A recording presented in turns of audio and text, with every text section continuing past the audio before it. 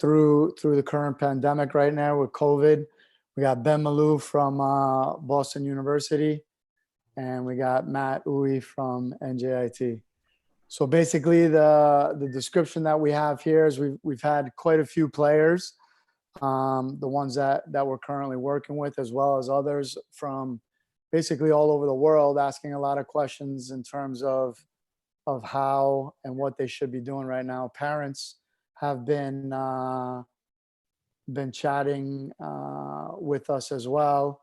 So what we want to do is we want to try and get as many answers out today on how you guys are managing the current situation with recruiting, how you see the future of that and what that looks like.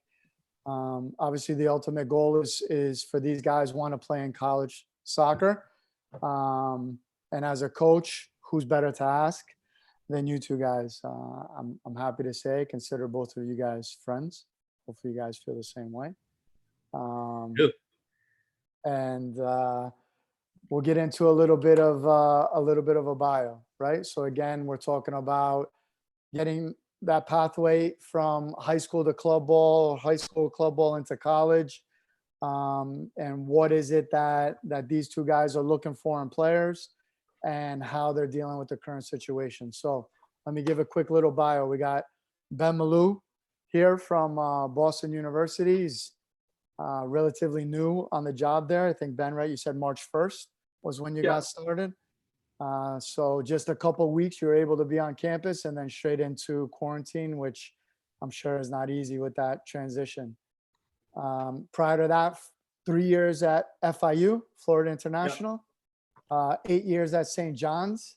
For FIU, you were part of that huge program for them in 2017, right? Where you guys went undefeated in the regular season, strong run into the NCAA tournament. Big aspect for you was the recruiting, both domestic and international, what they said, correct? And then as well as with the scouting of not only players, but the opponent, and then preparation for match day. Your time at St. John's, long time there with 4 NCAA tournaments and 2 Big East tournament championships. Yeah. To your name, I'm reading here, it says 13 players moved on to being pro with the number 13 pick in the 2015 draft. You have several players invited into U.S. national team as well as foreign national teams. And then 14 recruits from Big East with individual honors. And then to cap that off, you were part of St. John's as a player that went to the College Cup in 2008. Anything I missed? No. Thank you, Scott. We got Matt Uwe. To start off with Matt, I've known Matt since he's 13. Probably 12. Yep. Played for me while I was at BW Gotchi. Became coach at NJIT in April of 2016. Prior to that was at Adelphi. And then prior to that was at Iona. Played at Fairfield University, 2011 graduate.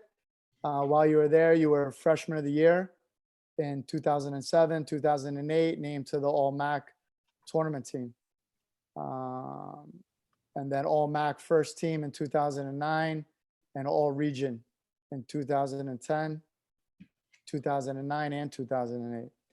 Part of the U20 national pool, invited into a camp from Mexico, played second division in Czech Republic, played professionally in Asia, in the Philippines, represented Philippines on 10 different occasions, and was a member of residency with IMG in 2007 and 40 caps with the U17. And prior to that, you got to play for me. That's the best part of the resume. Yes, of course. And then spent some time with the Red Bulls as well, right?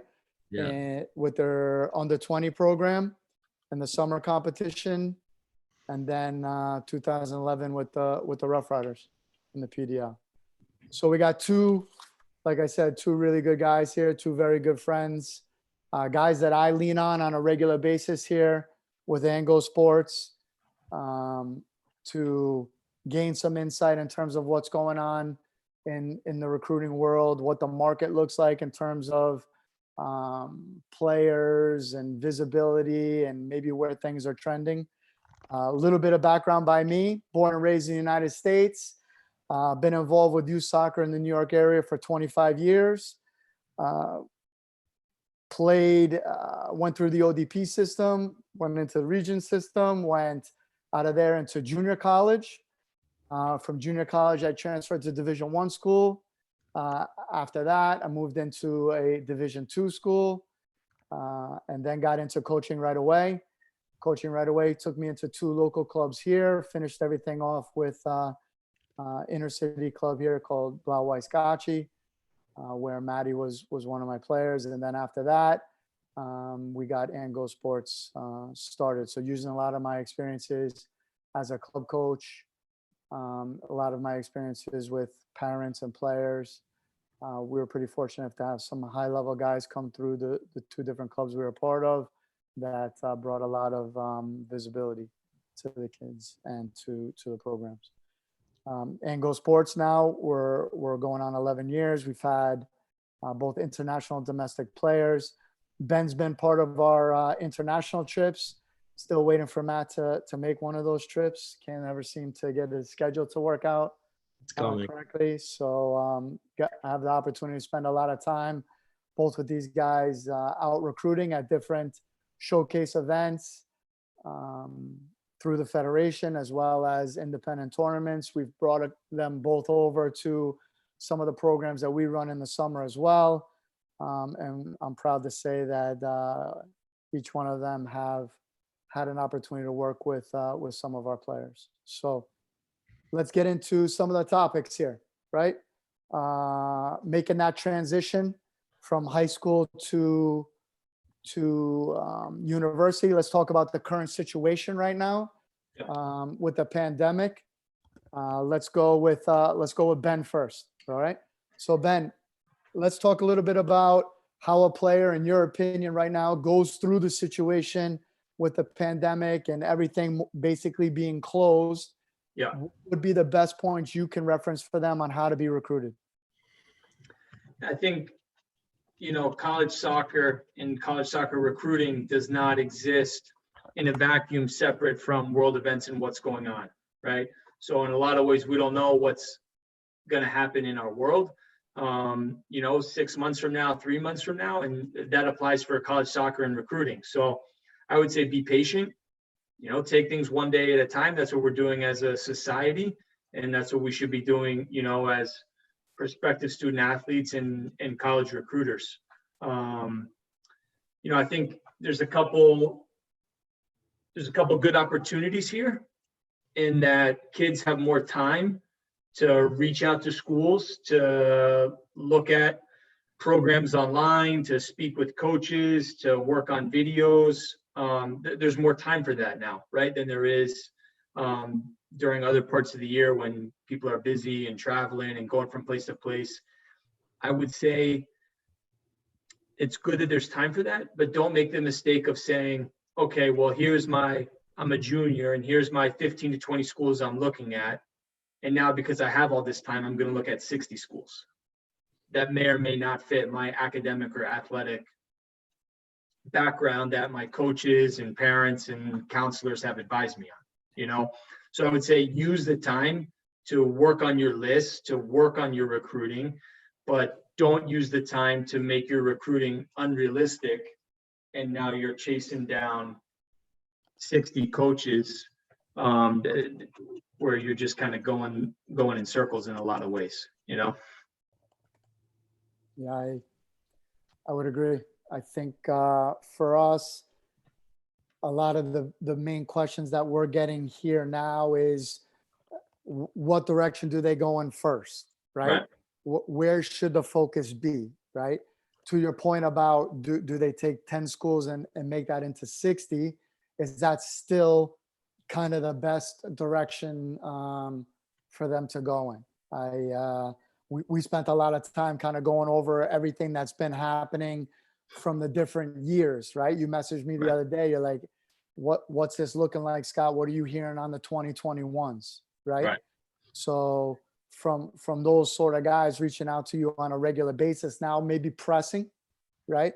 Not Yeah. really sure what's coming up next, and how does that apply to a place like BU, right? Because I know you guys got a little bit more academic standards, right, in terms of how things need to be managed. So can you touch on that a little bit about how BU, Patriot League, how those things need to move a little bit earlier from an academic point? Yeah, I would say, like BU in our peer schools, so other Patriot League, Ivy League schools in different leagues as well that would have a similar academic background. One of the big questions right now is testing, right? There's been no SAT, there's been no ACT. It's not clear when those are going to come up. People have probably seen stuff where the NCAA has said, okay, you don't need testing for the 2020s. Right now, that came out last week.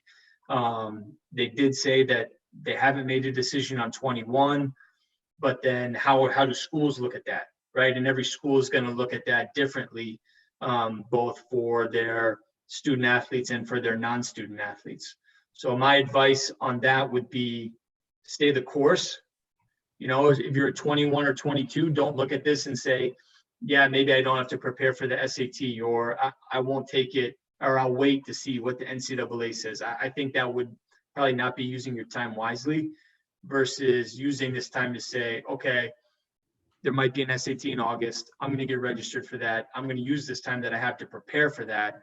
And then if it ends up that I don't need it, or there's a school that doesn't need it, well, then I'm okay. I think would advise people to prepare as if the test is there and that you do need the test. And then if it turns out you don't need it, well, then you didn't need it, and those are things especially important for schools like BU and our peer schools in terms of looking at testing, Let's move over to Maddie. Maddie, how do you see the dead period right now with recruiting? So you got the pandemic situation, the situation where you can't get out and be seen, and then in relationship to that, it's a dead period right now with the NCAA. I mean, I think Ben, pretty much covered everything that I could say. Thanks for doing that, Ben. But I think, look, if I was to add on to what Ben was saying, I think just staying relative. A couple of times kids will email me, and I know the whole process is kind of unknown, but it's kind of just staying relative and just being like, look, I'm still interested in your school. I haven't taken the SATs yet. But again, please keep me in mind for 2021 and going forward, whatever that may be. Just staying relative. Like, I don't know what the best situation to do is. Everything's unknown at the moment. So I don't know what's going to happen in a month or two. Everything keeps changing daily.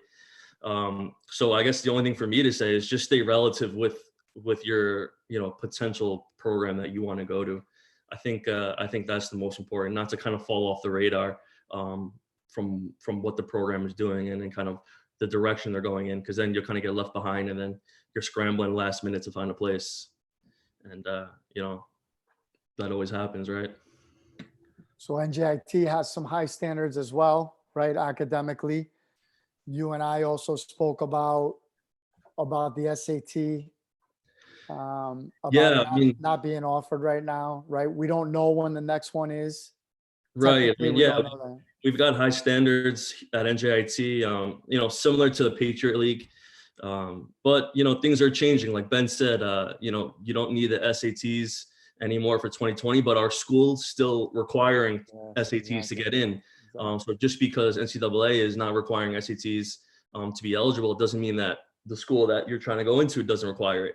And that's kind of, that's tough to manage on our side and the potential student athlete. So everything's changing. I mean, for example, we have a kid coming in next year as a grad student, and they waived his GMATs, and like that was unexpected. Spoke to you earlier kind of about Duolingo test. So everything's daily, everything's changing. It's kind of just day by day, to be honest. I can't say one thing and it's gonna be like this the whole kind of pandemic. It might change in a week or so. So Ben, are you hearing anything about when the SAT or the ACT is going to be given again? I had seen something about potentially in August for the SAT, but I don't know how official that was. Yeah. So don't quote me on that. Just kind of going back to what you were saying though, what's a timeline to like check in, like say a school is on your list of like 15 to 20 schools you're looking at, like how often should you check in during this time, And I think there's two extremes, right? Like you can go overboard and check in every day, not necessary. You can check in once and then we don't hear from you again. Also not a great route to take. I'd say you want to be somewhere in like a 15 to 20 day range, every 2 weeks or so, even if it's not something of substance, just like a little note or a little email if you're looking for a show that continued interest. The thing you have now is, right, coaches are all at home, similar to the environments that a lot of players are at now with the parents trying to work from home. Well, coaches are dealing with that too. Coaches are dealing with spouses working at home, kids themselves trying to do work at home, and I think just a little patience throughout society goes a long way, on both ends, where realizing, okay, this coach didn't write me back today. Well, times are a little bit different than normal. Like everyone should have a little bit of slack with that. Yeah, don't missed read the boat a little bit. lack of response or a delayed response in these times as something's not good. The coach didn't like you. You're in a bad spot. Try to look at coaches as everyone else, as a part of society who's going through this together. Yeah, I missed that a little bit with Kev, right? Also, right? Him trying to juggle the two little kids is what she's working, everybody's working, he's trying to work, right? It gets tough, right? Even for yourself, right? I know you said it's trying to take time with your daughter and get outside and come back inside and just trying to stay organized. It's been the same thing with us. Maddie, how just building off of that with what Ben was saying about staying in touch. So somebody sends in their highlight film, right? Or it's a huddle link or something like that. Is that enough right now for somebody, for a recruit? I'm only speaking on how our program operates, because I know everybody's different and everybody has their own ways of going about their business. So I'm just speaking on how we do things at NJIT, and to be honest, it's really not enough. We don't really like to go just on video. If things happen, for instance, this, and that's all you have, then we will.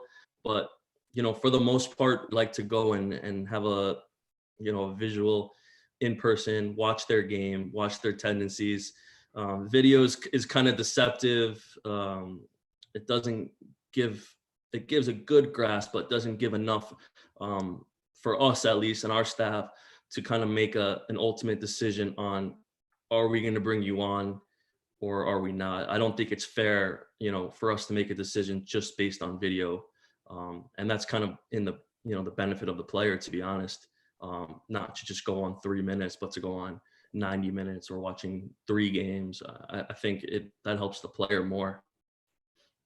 So doesn't look like there's going to be any time in the very near future to get out and watch somebody play live, right? Yeah. A lot of the tournaments, a lot of the showcases look like they probably won't be happening, at least, like I said, in the next couple of weeks at a minimum. What else can they do, right, to get across to you for NJIT? Ben will come over to you with the same thing at BU, right? What are those documents that need to be? What form do they need to be in, right? Can they be a picture? I mean, Right. look, to be honest, I think during this pandemic, since nobody's playing outside and things are a bit unknown, I think the best thing to do is to send a full game instead of a highlight video. I'd rather you send me a full game. You know, I might have more time now to watch a full game than, let's say, a 3-minute clip, so I can sit down and watch a full game. I'd rather watch a full game of a player than just 3 minutes of his best moments. I think that's something that you can do now, whereas during the season and when things were back to normal, I don't think you could really send a full game. I don't know if coaches have time to watch a full game for 90 minutes, but now I think it's more realistic. And recruiting internationally, right? Even as important to get those full matches, right? To Especially. understand the level. Yep. Ben, documents at BU, right?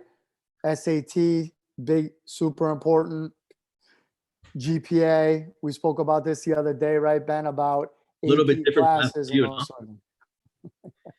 Yeah, just going back to the video stuff, like I think you have a couple different things here, you know, like obviously, you know, people can go online and see that someone committed, right, to X school or Y school, right? Well, like, okay, that happened during the pandemic. How and why, you know, versus maybe I got an email back where the coach said, we're not making a decision right now. Why is there a difference there, right?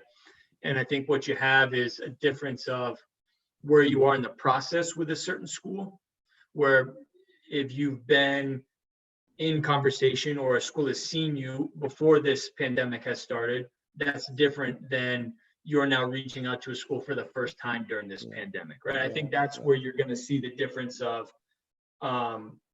the speed of the recruiting process based upon if you're in one of those two categories. You know, that would be true for us. I would imagine that would be true for most programs. Documents, you know, now's a great time to, you know, unofficial transcripts important. SAT is important if you have it. You know, we understand like people haven't taken a test, especially a lot of 21s and certainly 22s haven't taken a test yet. So, you know, again, I would just say be patient and take it when you can. And, you know, we don't know what's going to happen, you know. So try not to panic about that, but just make sure you're getting signed up to be on the next one. I think everybody's in that same category, right? Yeah. For the most part, if you have taken it, it's a very few percentage that have. Yeah. But the majority for sure probably have not. All that will be taken into consideration, right? At least I believe so. The one thing that I would say that we're finding here to add to what both of you guys are saying, both recruiting in terms of the video, in terms of the university, right? Maddie, we spoke about this specifically the other day with a couple of kids, hopefully that we're working with, wind over there with you guys, is that it seems like the schools are very understanding, right?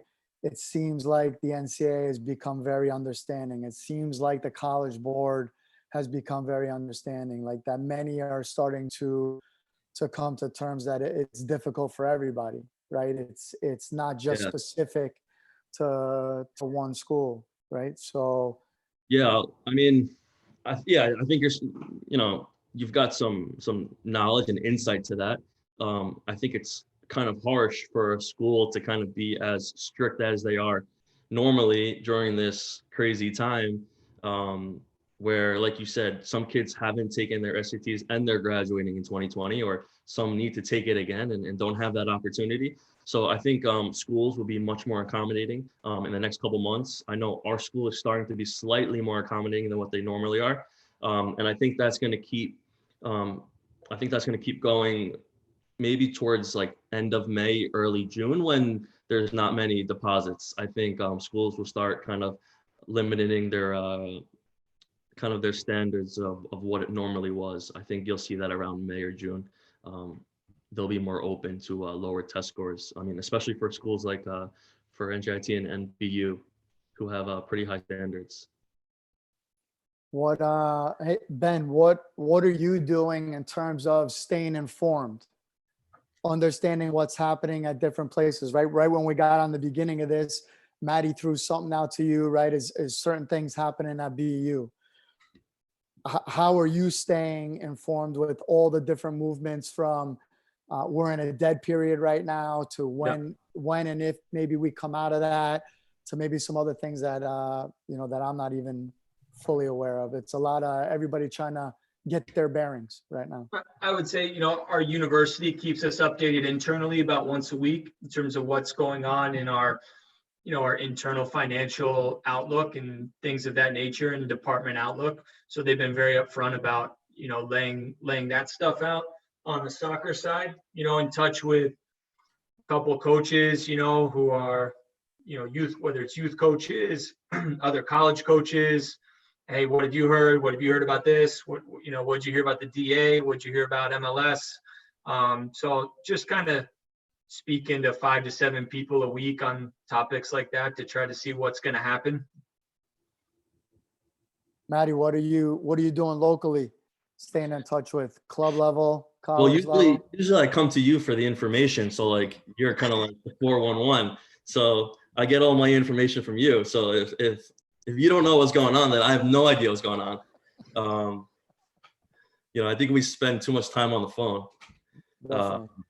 But not yeah, to mention you're just a couple blocks away now too. So it's not the no, time. same as Ben, I'm chatting to a couple college coaches. Our administration is talking to us weekly. But everything changes weekly, at least for us. Like they tell us one thing and then the next week there's something else. And then the following week there's something else. So, I mean, like it's tough to say where we're at because it's really unknown and it's changing rapidly. But, speaking to administration weekly is probably the most factual information that I'm going to get and college coaches are going to get. So let's say we get out of this thing really quickly, right? Let's say hopefully we come out of it middle of May, maybe even possibly the end of this month, right? Some people in other parts of the world, other part of this country, in terms of getting out there and getting seen right away. We have a lot of kids that we're working with trying to plan, and there's others that are parents asking questions about camps and IDs and that sort of thing on an individual basis. Hoping that we do come out of this pretty soon. Recruiting wise, do you guys have an idea of what you're going to try and get out to see? What is still in place? What isn't? What does the calendar look like? Let's talk about the summer, right? Because that's what these camps are basically looking at. Let's start with you, Maddie. At NJIT, we're rolling admissions, so we could get guys in last minute. We could bring you in. You can get accepted in August. So that's not really an issue for us. If you're going to go start looking at schools or start kind of getting ID'd later in the summer. I know most schools aren't rolling admissions, so that might be tough. But again, like that might change. Schools might change that. But for us, when this is all done and we can start recruiting, yeah, we're gonna be out there. We're gonna be looking. And again, it's not really an issue for us because we have rolling admissions. So we'll be okay with getting guys in last minute.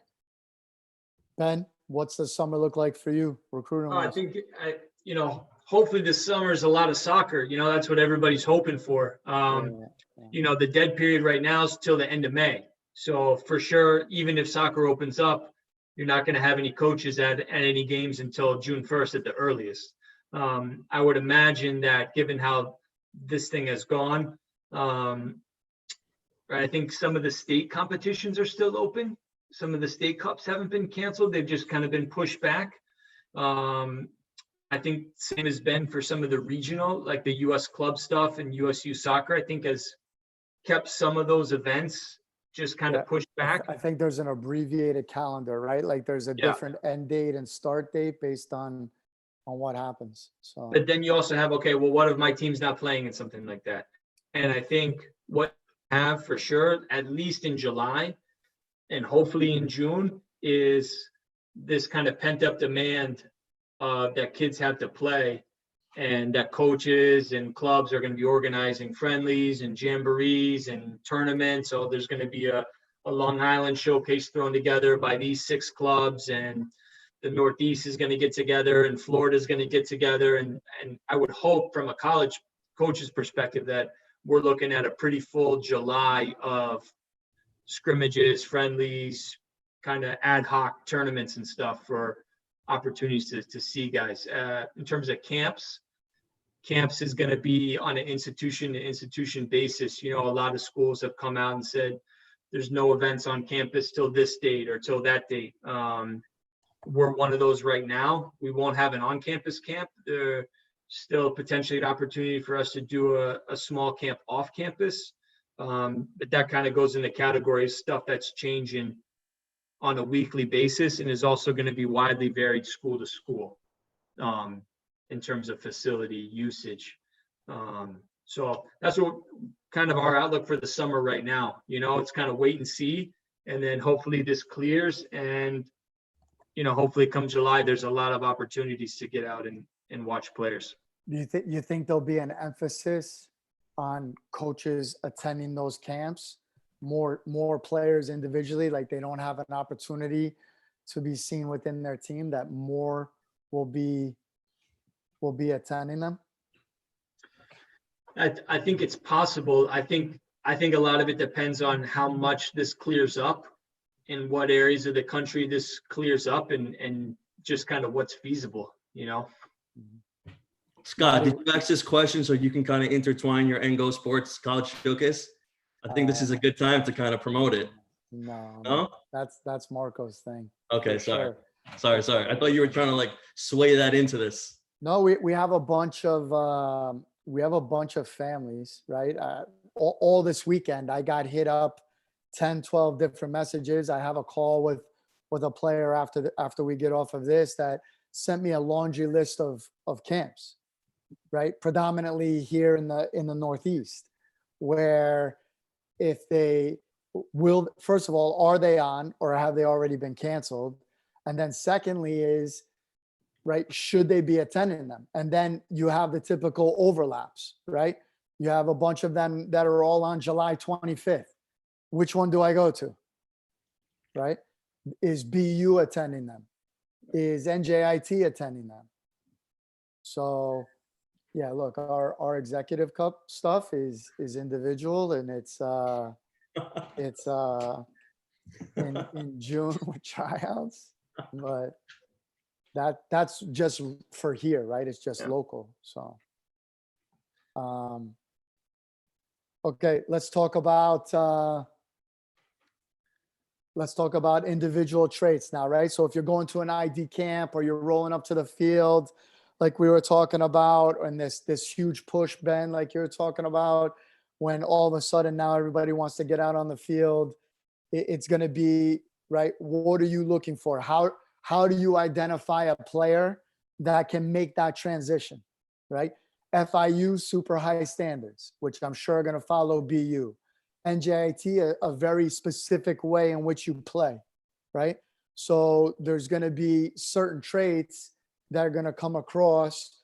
So let's talk about transition, right? From club to college and those individual aspects. Let's start with Ben. What do you got on that one? You know, in watching a game, you're always looking at, you know, first, technical proficiency. We're talking about individual characteristics of players. Second, probably is decision making. You know, how do they think? Do they know what's going on in the game? What type of decisions do they make? Third, and this will be a real interesting one because I think it'll tell us some more coming out of this break, is the physical element. You know, who's really taking their training seriously on their own during this time, who's up to the level and who isn't. And I think that'll be pretty obvious in the first couple weekends that we're back. You know, who really got after it on their own to stay at a top level physically. And then the last element that's harder to deduce from the sideline, and that's part of the recruiting process and the conversations and communication and visits and all of those things, is the internal. You know, how's the player as a person? What's a family like? You know, what's the character? So that becomes a little bit tougher to see on the field right away.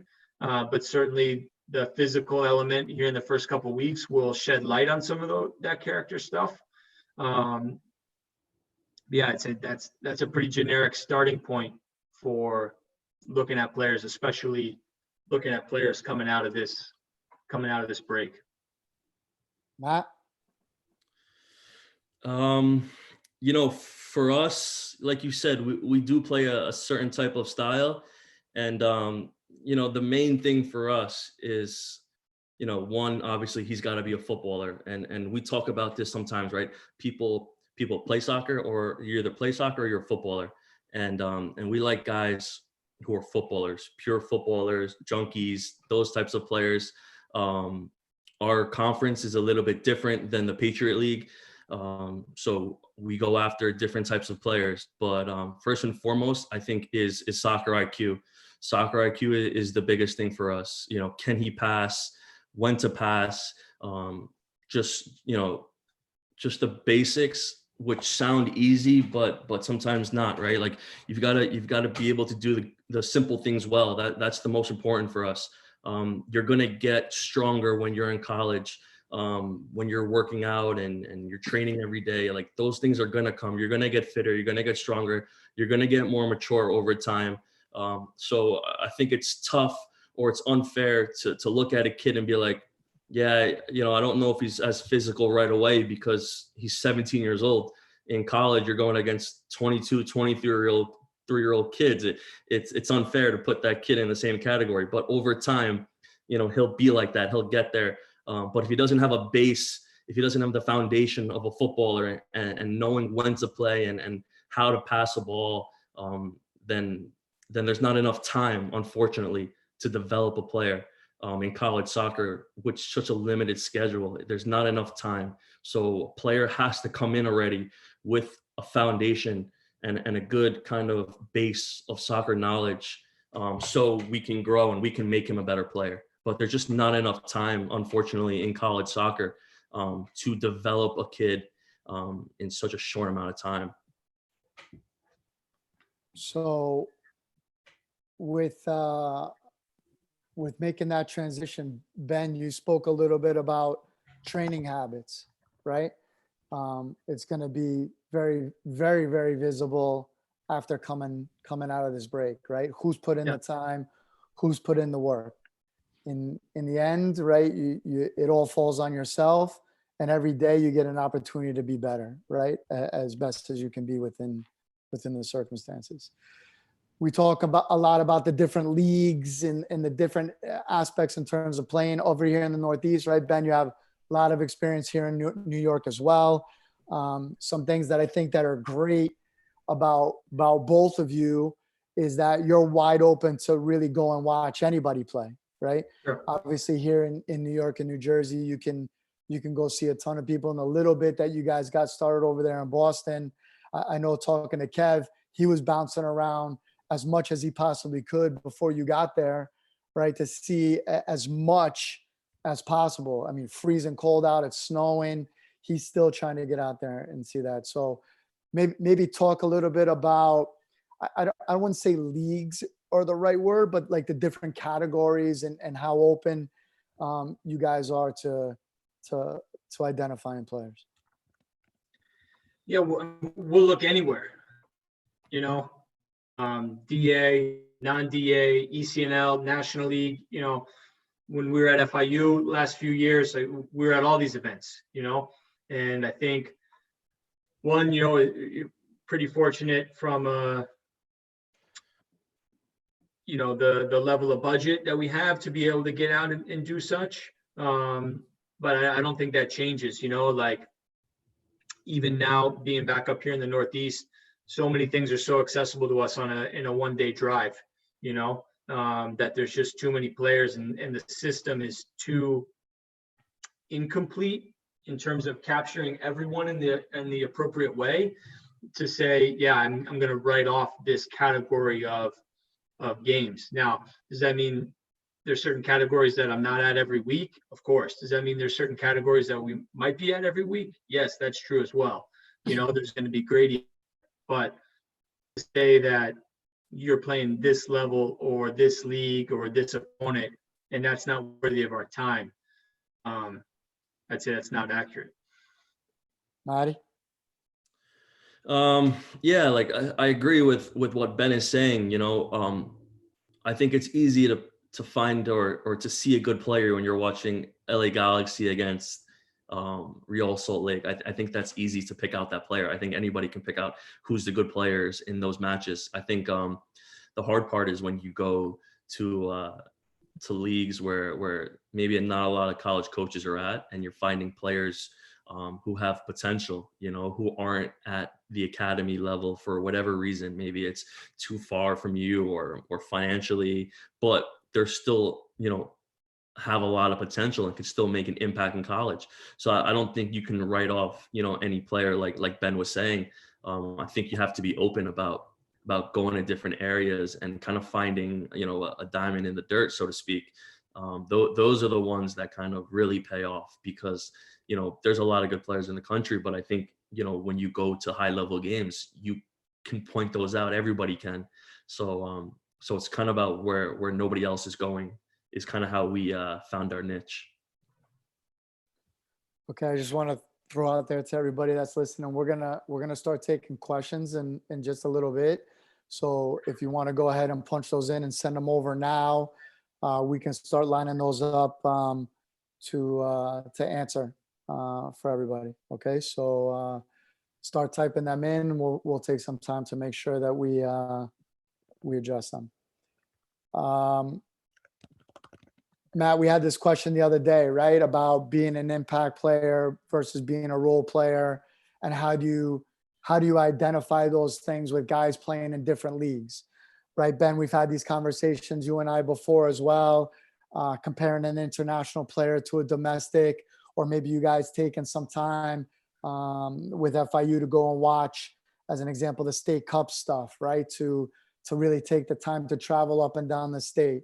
So how do you guys balance a league, a level, and articulate how a player would fit, right? Being an impact. We'll start with you, Matt, right? Being an impact and versus being a role, specifically to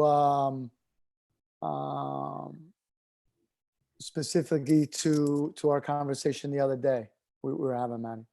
Yeah. I think the most important thing is to be kind of open about the whole situation. When you come to college, you're kind of starting from the beginning. You're not at the top of the totem pole where you might have been when you were with your club team or with your high school team. And that might be a tough transition for a lot of players, where they went from being the number 10 or the captain of their team to kind of finding themselves at the end of the game or, coming off the bench. And I think that's the hardest part to manage, is when you go to a team where your role is different from previous teams in the past. And that's the biggest thing that I've seen, is that how players can deal with different roles on the team. How can they adjust? And the most important thing is how quickly they can buy into the system. If a player can buy in quickly to the system, then, chances are you're going to have a successful team. It's all about buying into, the philosophy and the ideas of the coach, and kind of believing in the system. So if a player can do that and be open about that, then, you're on the right track to becoming a better team quicker. So it's really about putting your ego to the side, and kind of just enjoying the process. There's nothing better than training every single day at a high level. And I think sometimes kids kind of get caught up saying, I'm not starting, I'm not playing. But you have to step back and be like, you're training every single day. It's an unbelievable feeling just to train every single day consistently. Not everybody gets to do that.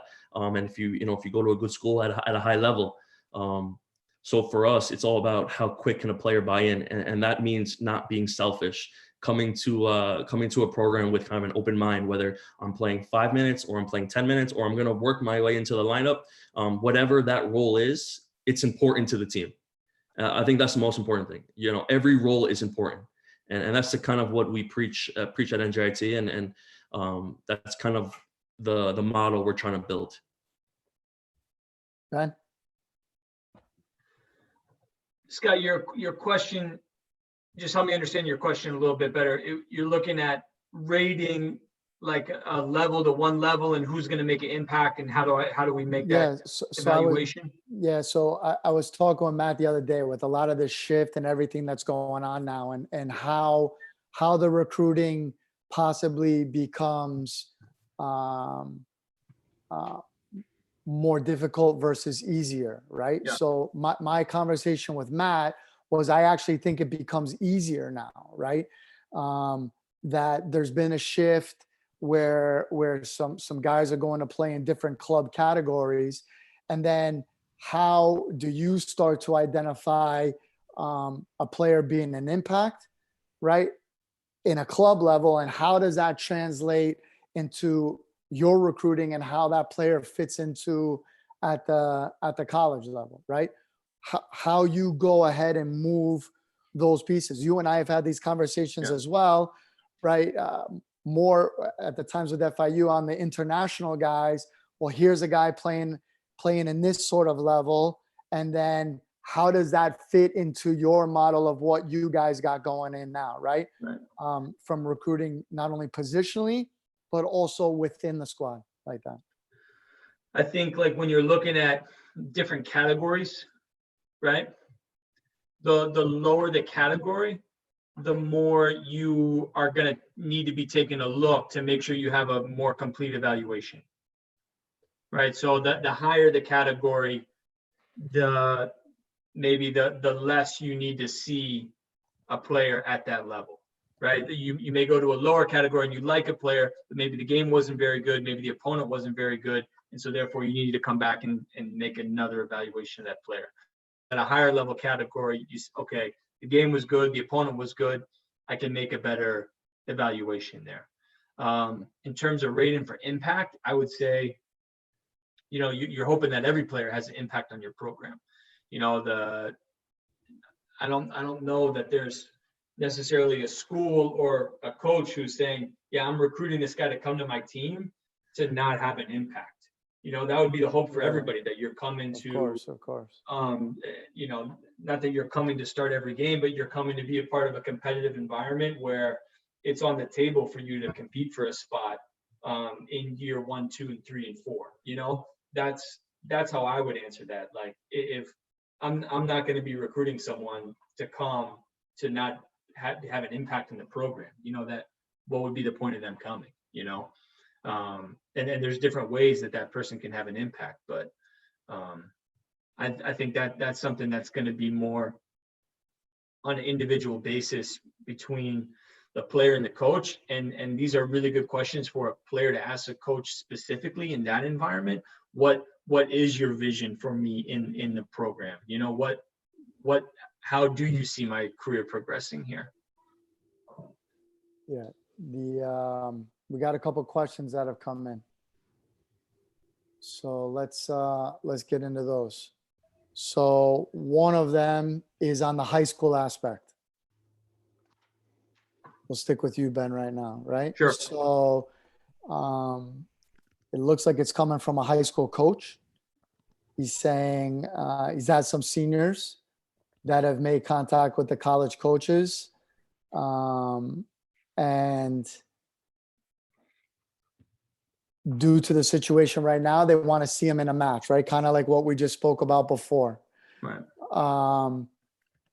What should be the approach? The specific question is, what should be the approach during this dead period, right? So this is coming out of a high school coach supporting those high school players. Yeah.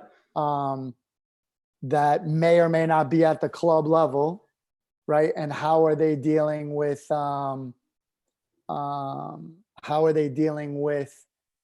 with the current situation when the coaches are coming right back to him, say, look, we need to see you live? Yeah,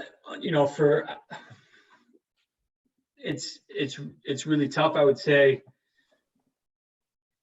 I know at the beginning of this, I said, okay, don't make your list 60 schools, right? Keep your list 15 to 20 schools. But this is a little bit of a different situation where now you're talking about seniors towards the latter half of their senior year. And for a coach or an advocate of players like this, I would say, keep looking, reach out to some more coaches, or maybe recalibrate the level of coach that you're reaching out to help these guys. And obviously the video is going to be important. It sounds like there has been video, but I would just keep looking, keep shopping. Maddie? Yeah, I mean, I think Ben covered it. I think the only thing sometimes what we do if we can't reach out or we can't go see the player live, for instance, in this situation, is we'll call the head coach, or we'll call. Usually, you have a good relationship with kind of your local high schools, and we'll call the coach and we'll ask them, what they think of that player, or we'll speak to other coaches or other people in the soccer community who's been around that player. Players that we trust, like for example, if I can't watch a player, but I trust your assessment, most of the time, not all the time, but most of the time I trust what you say. Then I have a better feeling towards that. I think you're a little bit biased sometimes with players, but I don't know what you're talking about. Yeah. Okay. We'll stick with you and Maddie. Here's the next question. Do universities look more at GPA or test scores? Both, to be honest, for us. You need both to get into our school. You need above a 3.0 and you need a fairly decent SAT score to get in. Some schools don't require SAT scores. Some schools are GPA only. Our case is a little bit different. So you need both. You need above a 3.0. That's number one. And you probably need about around a 1200 to get in. But again, every school is different. But for us, you need both. Ben? Yeah, I think it's both, right? It's both GPA and score are important. And even within your GPA, at some schools, what classes you're taking are going to be important as well. Have you taken AP classes or an IB class, or what's offered at your school? Honors classes, things like that are also important as part of that GPA. Okay. We got one coming in from Europe. Question is it Messi? Yeah,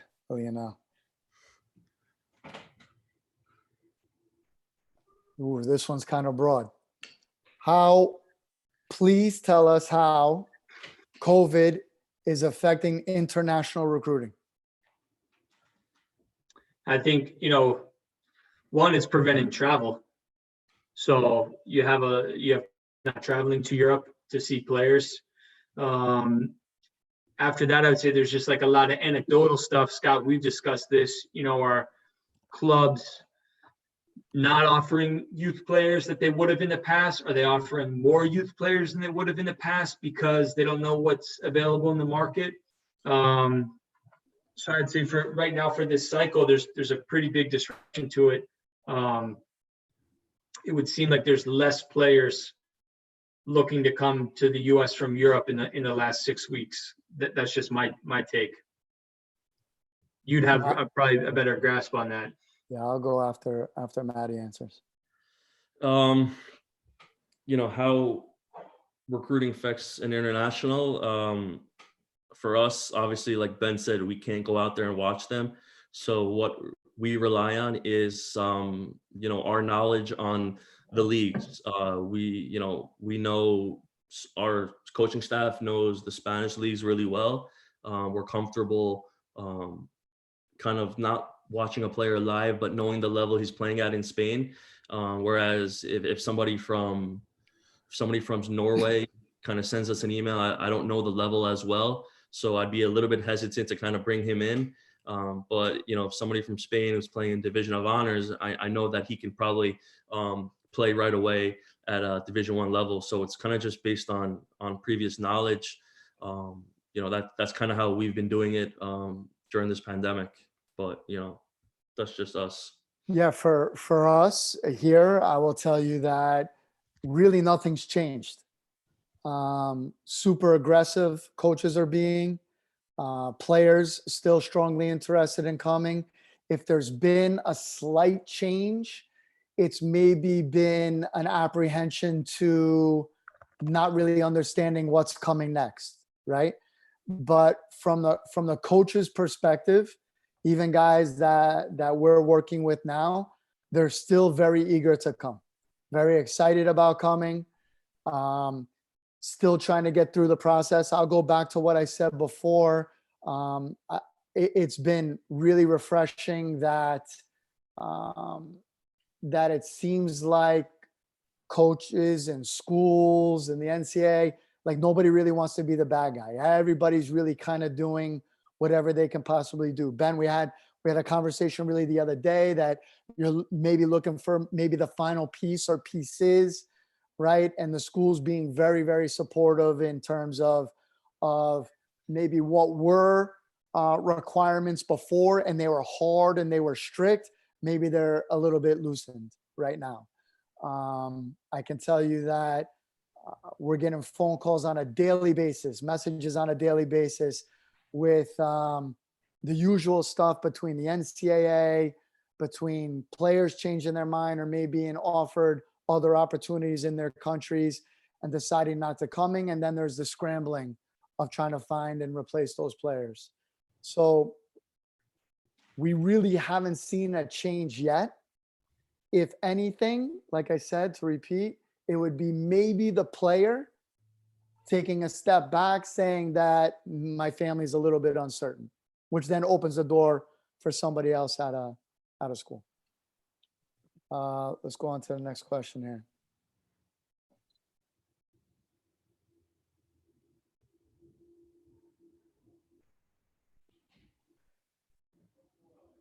Did the NCAA change the June 15th date for speaking with the student athlete for 2022s? No, not that I've seen that. Those tact legislation and recruiting information is the same. Matt? I was hoping Ben would answer that. I couldn't tell you, to be honest. So whatever Ben says, yeah, I agree with that. Yeah, I don't think that there's been, it's more changes that are happening that are affecting the moment, right, Ben? Would you agree with that? The only changes that have been made have been reflective of requirements for this 2020 class. And then obviously the dead period till the end of May. Okay. Here we got a great question here. Somebody that is a really good friend, very, very close to us over here. So very, very good question, right? Wants a description of the style of play in the Patriot League and the A-Sun. And can we get a name on that? Scott, can we get a name on that person, please? Or is that confidential? I think you know the person. Okay. And specifically for how it fits to both, not only the league, but also BU style and NJIT style. Maddie, you touched on that briefly. Yeah. Ben, I know that's probably a work in progress for you guys, but yeah, I'll touch up on that. I mean, look, like, we play in the A-Sun.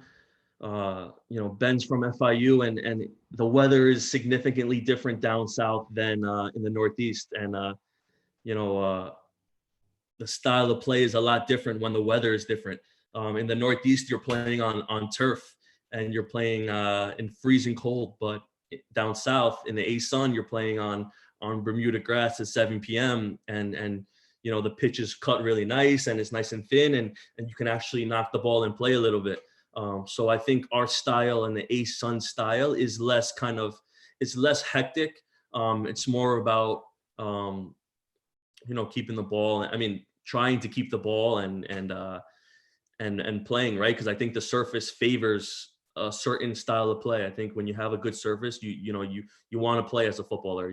When the grass is cut perfect and it's a little bit wet, that's when you kind of want to get the ball moving and you want to keep the ball going and you want to run at players. It's a little bit different. Meanwhile, when it's cold and it's freezing out, it's harder to do those things as a player. Like your feet are frozen. It's just a different mentality. So for us, I think our style of play is less hectic. I think A-Sun style is less hectic. It's not so much about maybe set pieces and kind of worrying about set pieces as much. It's more about kind of, playing style, which favors the surface. I think that's the most important thing for us. Yeah, so that was coming from Nicholas Costa, former pro Nicholas at Costa, what a guy. Arizona What a guy. United and Go Success. Ben, talk a little bit about Patriot League style and BU's style of play. I think the Patriot League has a diversity of styles that have been successful. I mean, you look at Colgate, and their runs in the NCAA tournament and having good teams that play, and Loyola, last couple of years, good teams that play. BU, historically good teams, good couple guys in MLS. So I think you have a variety of styles and teams, and that speaks to the diversity of the coaches in the league and the different ideas. And then of course, what do you bring to that as a staff? And our style is of course we're going to look to play and be the protagonists in the game. We're going to also be defensively organized and go from there and kind of break things down game by game with an idea of how can we look to play and be the team in control of the game. Perfect. Got a question coming out of DA player here. Wants to know specifically in the attacking part of the field, those front three players. It's a specific player to him. Obviously, there's other attacking players on part of the webinar right now. Want to know what are the things that are most important for you when you're looking at a winger, any one of those attacking three spots. Go ahead, Ben. Yeah, there's different types of wingers, right? So there's guys who are really going to beat you down the line and maybe a great ball, and that's a dynamic part of how a team can score goals. There could be guys that are more pocket players that want to come inside and help create overloads in central channels with a 10 and play that way. There's nines that can run you, that are really threat behind, or there's some other guys who, are more hold up players that you're playing off of and underneath. So, for us, that detail is not as excruciating where we're saying, okay, this type of winger versus that type of winger is a no-go. It's more of, okay, who fits in our team right now, who balances what we already have. When you're looking at like those really specific breakdowns in terms of not just what position am I, but what type of player am I in that position, especially for the front three positions, we wouldn't turn away a specific type within those three. It would be more a question of, okay, well, does that type of player fit with what we have and with what we want to do, or what we maybe want to increase our capability of doing, Matt, front part of the field, what do you look for? I think it's important for players to go and watch college games. I don't know if a lot of DA, non-DA, high school or whatever, senior, high school seniors, I don't know if they go out and watch a lot of games in college soccer. So like, for example, if a kid says, what kind of winger do you look for? That tells me that he hasn't watched any of our games and he doesn't know our style of play at all. And I think it's important to watch games of schools that you're interested in to get an idea of how they play. Like Ben said, there's no specific outline of how a winger plays or how we would want our winger to play. I think it's all about adjusting to the player and giving him the freedom, where he's going to be most successful. That's the most important thing, right? So I can't say we only want a 1v1 type of player because, we have wingers who do more besides that. But I think it's important to watch the team that you're looking at and, get an idea of how they play, get an idea of how their coach, the coach of the school, his philosophy, his style of play, how he likes his wingers, because everything changes with personnel. We play 4-3-3, but sometimes we play a 4-4-2. Sometimes we play a 4-4-2 diamond. So it depends. So you have to be versatile. But I think it's more about the players going out and watching college games. I think that's really important that a lot of players don't do. I would be shocked if a player has seen more than 10 college games his senior year, like actually he's gone to a game and watched, unless like he's invited by a college coach, like for like a visit. I think that's important. There's no, a player personnel is not black and white for us. Like Ben was saying, I can't sit here and give you every characteristic of a winger, but it kind of goes back to what I was saying. Like, you've got to have the basic qualities. You've got to be really good at basic qualities. So then we could kind of mold you and give you the freedom to express yourself. I think that's important. Yeah, I know sometimes there's kids that maybe aren't really all that familiar, or maybe don't have the opportunity to watch, right? I know a lot of times when we present players to both of you, we try and find a way of how, in our opinion, how they could possibly fit, right? I know Ben, at BU that hasn't applied yet, but at FIU, right, we've had a couple players wind up down there with you that we were really able to manipulate their versatility, describe to you how we think they would fit. They were international players, right, that struck an interest with you based off of video, based off of an initial discussion, right? And then that was able to help there. So we would be supporting that aspect in terms of, look, this player can probably fit in like that. Obviously, Matt, right, we talked about, hopefully there's a couple coming into you for next year. Same thing, right? This player can maybe be versatile, not only on one side of the field, but also play in other parts further back in the field. So to that individual question that came through, I also think it's important to be versatile. Sorry to cut you off. I think that's important what you said. Like, if a player is playing at a level where he's a left winger, he might come into college and play left back. Like, that might be a realistic option. And I think a player's got to be open to that. Just because you come in as a winger or you come in as any position doesn't mean you're going to end up playing that position over your 4 years. And sometimes it turns out for the better. It's all about player personnel. So sorry to cut you off, but I think that's important, because sometimes players are so set on like becoming, coming into college as a forward or a winger, and then 2 years down the road they're playing left back or center back. Yeah, And we actually had the opposite, right, Ben? We had somebody come in on the left side and wind up playing through the middle as a 10, and was actually pretty good in your rotation, right? Provided some valuable minutes and some production. Yeah. Okay. We're gonna hit up on two more, and then we'll call it a night. So how much does academic success and or learning the tactics influence a player's amount of playing time?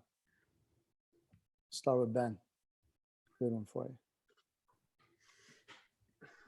Well, you have, it sounds like you have two issues, right? You have does academic success dictate whether you play or not? I think, yeah, it's referring to playing time. So it's how much that you are successful academically, right? Yeah. Or versus learning the tactics, right? How much does that play into or influence, right, a player's amount of playing time? I would say, yeah, no, it's tough because it's multiple questions, right? But okay, playing time is based upon a competitive environment where you're working in a game model towards a match, and coaching staff is putting out a team that they feel is best prepared to win that match. Now, is a player included in that if they have done something academically that they're in, a major violation of like some sort of a team rule or academic standards within the program? Like those cases are very rare. And those are very rare cases throughout most programs, I would imagine, that's the case. Now, is there a correlation between who takes care of their schoolwork and is organized as a person off the field into who has their stuff together on the field, yeah, I think there is a pretty strong correlation there. You know, if you're organized and diligent about your life, that ends up applying in all areas of your life. And therefore, if you're successful off the field, you're probably more successful on the field. So I think there's a correlation there in terms of that. In terms of learning the tactics, if you're not up to speed on what we're doing or the expectations of your position in a certain game, there's almost no chance you're going on the field, right? So that would apply to any player in any team. I can't imagine, you know, there would be a coach saying, "Oh yeah, you don't know what we're about to do. Go ahead," you know. So I hope that answers. No, I think it does. Matt, you want to add to that? Yeah, I'll add to it. You know, again, like Ben was saying, I think if you do well in the classroom, I think, you know, chances are, I think you're more responsible, not talking about like playing time or anything. I think you're a more responsible person. At NJIT, luckily, we don't have that issue of guys not doing well in the classroom. We don't have to worry about that. So that's a non-issue for us. In terms of, you know, learning the system, which is, I think, kind of what you're talking about, it kind of goes back to my point on how quickly can a player buy into the system. If a player can buy in quickly, then he's probably got a better shot at playing. If he's going to be stubborn about it and not buy in and kind of think that, you know, this isn't the right way to play or there's issues on that front, then I think, you know, chances are he's not going to be playing as much. So whether it's a freshman buying in quickly or, you know, it takes time to buy in, you know, we know that it takes time to buy into something. But the quicker you do that, I think the quicker, you know, the coach will trust you. And then ultimately, like Ben said, if the coach trusts you, you're going to play. Okay. What role, if any, does high school play in recruiting? Are high school games still being scouted, or is the focus primarily on club games, all about scouting players? Yeah, I think there's a wide, you know, I think it's certainly probably less than what it was 10 years ago in terms of prevalence of going to high school games. I think it's an answer that also varies greatly by region. You know, there's some certain regions of the country that have really strong high school soccer tradition, and some of those have remained, and certain individual high school programs have certainly remained very strong. So I think there's a bit of a regional answer to that. That would depend. I also think most college coaches are still in touch with at least at like kind of your hyper local level, the schools around where you are. At least that would be my advice to college coaches, to still have those relationships and go to a few games. You know, for me personally, you know, being at FIU, we would go to the state playoff games that were in our area. So like kind of both regional programs that have been through, and then, you know, looking at a few players. Now, the players we were looking at in those games were players that we had also identified through state cup and through club play within the state of Florida. So it was more of a checking up on guys throughout the year because of the broken seasons that we had already known about, you know. But there could be a different answer about that related to Long Island soccer. It could be a different answer related to, you know, prep schools in the Northeast, and different in areas where there's not DA, right? You know, you could be in Alabama, there's no DA, right? So high school scene in a state like that is way different. Same for like a state like Tennessee, you know. So. Maddie? Yeah, I think what Ben said is important about regionally. I think you know, being here at NJIT, I think I'm learning how rich New Jersey high school is. You talk about like Kearney and the history of Kearney. It's pretty incredible to watch. I've been to like a Kearney Harrison game at night, and there's like 3,000 people. It's absolutely nuts. I don't think I've ever been to a DA game that has 3,000 people. You know, granted the level isn't as good, but there's a big history in New Jersey soccer, which high school soccer, which you can't ignore. So there are kids sometimes in Jersey who would rather play high school than be in a DA program, just because of the rich history that New Jersey high school holds. So yeah, like, you know, you have to go out and watch those kind of games. You just have to. You'd be naive if you kind of just had a closed mind and said, I'm only going to watch DA games or you know, EDP games. Like, you can't be closed-minded about those kind of things, because there's some good players. You know, a lot of our players, when a lot of our seniors this year who graduated came from high schools, you know, kids who weren't playing DA. And we went on to have a pretty good year. So you can't write off anybody. I don't think any college coach does that. But yeah, you can't write off anybody. You know, there's good players all around. Okay, we're gonna wrap it up. What I'd like for both of you guys is, on the topics we discussed or something on your own, what would be one piece of advice right now that you would give to those people listening, those parents listening, in the current situation, 2021, 2022, possibly even a 2020, right? How they need to progress forward, right, at this current time. Go ahead, Matt. I'll let you go first. Usually I let Ben go first, and then I can kind of pick my answers and nitpick off him. So you're really putting me on the spot. You know, but what I would suggest is being patient. I think now you have to be patient, because there's so much unknown about what's going on at the moment. I think now is a great time to kind of, you know, you can work on your game individually, whether you're working on your first touch or you're becoming stronger. I think now is a great time to just really work on things of your game where you couldn't do it during the season because there just wasn't enough time.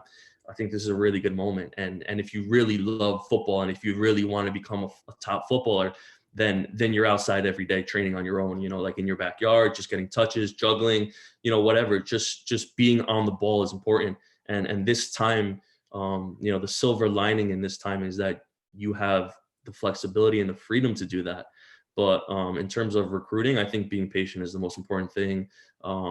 Everybody's in the same boat as you, so nobody's going anywhere. There's a lot of unknowns. You know, college coaches don't have the answers to everything, and I think you just have to be patient and kind of just wait and see how things go. Ben? Yeah, I would say, number one, stay on top of your academics right now. You know, finish the school year strong. That's something that everybody has control of themselves. Sorry, I forgot about that. That's so, yeah. Two, yeah, go ahead, communicate with us. You know, reach out every 20 days or so. You know, shoot us an email. Let us continue to show that interest. That's important. And three, kind of like what Matt's talking about. Yeah, your physical preparation. You're in control of that. So those three things are all things that players have under their control right now: their academics, their communication, and their physical attributes. So continue to look at that, and you know, hopefully we're seeing everybody on the field this summer. That'd be fantastic. All right, guys. I thank you guys for your time. Like I said in the beginning, consider both of you guys really good friends. Both of you stay safe, stay healthy, stay well. And hopefully see you guys real soon on the field. Thanks again so much for your guys' time. Yeah, thanks, Scott. Stay safe, everybody. All right, guys. Take Thanks. care. Ciao.